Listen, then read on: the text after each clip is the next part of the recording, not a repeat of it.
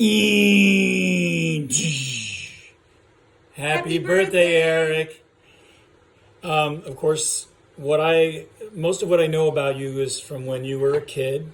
Of course, I know you as an adult, but I know more about you when you were a kid, particularly from the time when you were 7 until you were about 10 or 11. It's been a pleasure watching you go from a thoughtful and inquisitive young boy to a man who is incredibly talented, kind, and dedicated to his family in equal measure. So I'd like to tell a few stories about you. And no, they're not going to be the kind of stories, those embarrassing stories, the gotcha stories that are the stuff of wedding introductions and things like that. There'll be plenty of others in this video tribute to do a great job with that. I'm going to start with some fond memories that I have of those early days of hanging out with you and Vinny and Liz, as she was called then, especially when you lived in Binghamton and Chris was only an infant. But I'd also like to share some thoughts and stories that show a bit of your heart then and in fact now. That heart is evidenced in your outcomes and your life now.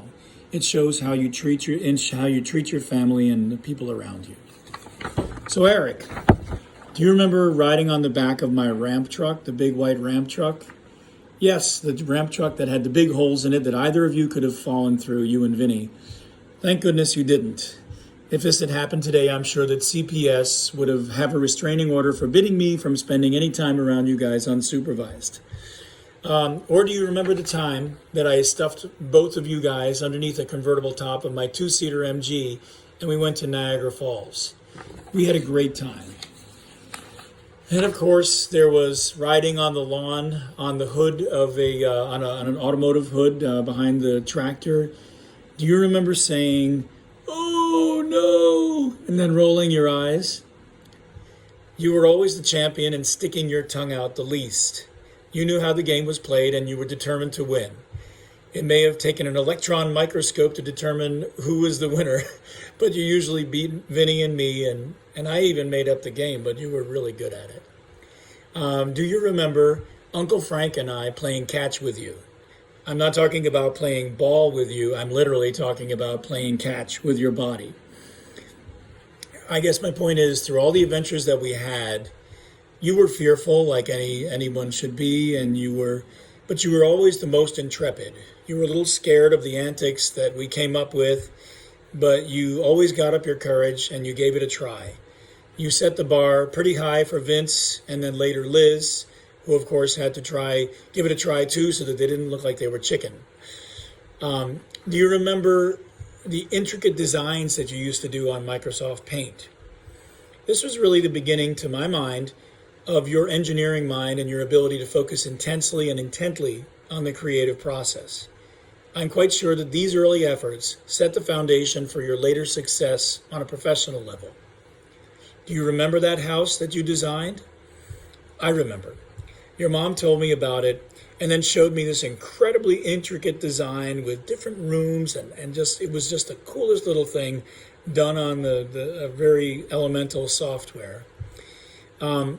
I never forgot about it, and I knew that one day you would put that talent to good use. So look at you now, Eric. You're a very successful electrical engineer designing power systems for the backbones of our internet data centers. This is incredibly important work. But I also want to talk about your reflective side. One thing that always struck me about you was when I would ask you a question, you would always take a minute to think before you responded. And this was even from a very, very young age, 6, 7, 8, 9.